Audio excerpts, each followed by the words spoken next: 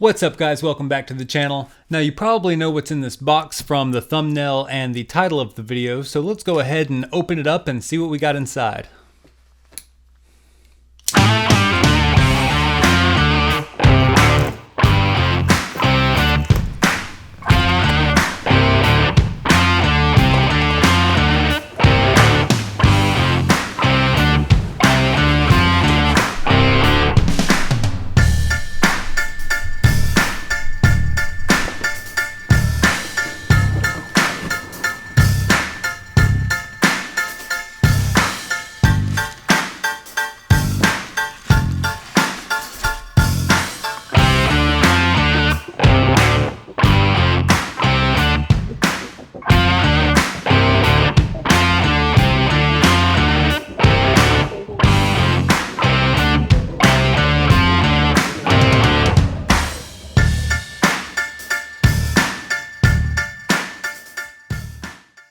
Alright, so in front of us we have the Focusrite 2-channel input signal amplifier, or ISA.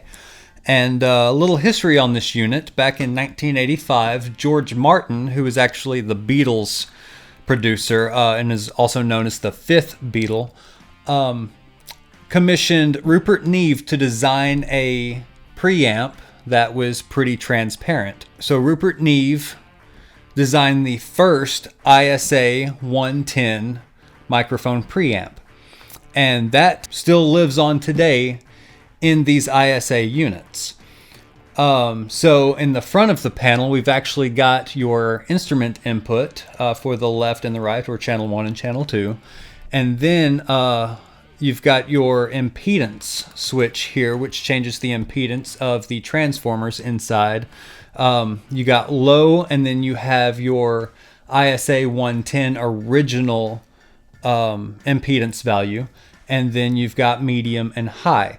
Now the low would be 600 ohms, and then the original 110 value would be 1400 ohms, and then the medium value is 2400 ohms, and then the high is 6800 ohms. And each value actually steps up and makes your signal a little bit brighter.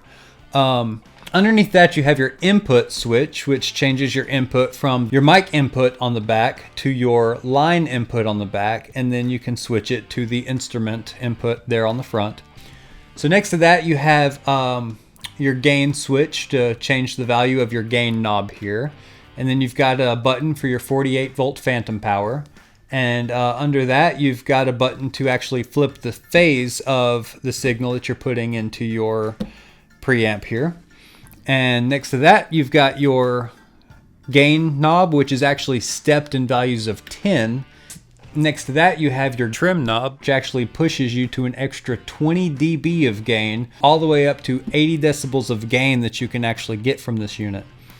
Next to that you have your high pass filter, which takes you from 16 hertz all the way up to 420 hertz, which allows you to get rid of any kind of low rumble you might be getting in your microphone. And so you have your button next to that turns your high pass filter on and off. And under that you have your insert button, which allows you to send a signal out of this into like a compressor or an equalizer and then back into it. And then of course you have the exact same on the channel 2 over here. Now let's turn it around and look at the back.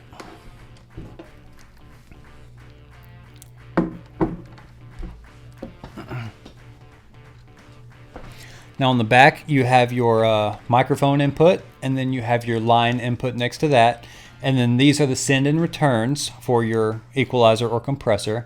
Then you have your output, which comes in the form of an XLR, and it's the same for channel 2 as well. And another thing that this unit has that I thought was pretty interesting is this knob on the back that allows you to adjust your peak meters, which are on the front, I didn't talk about.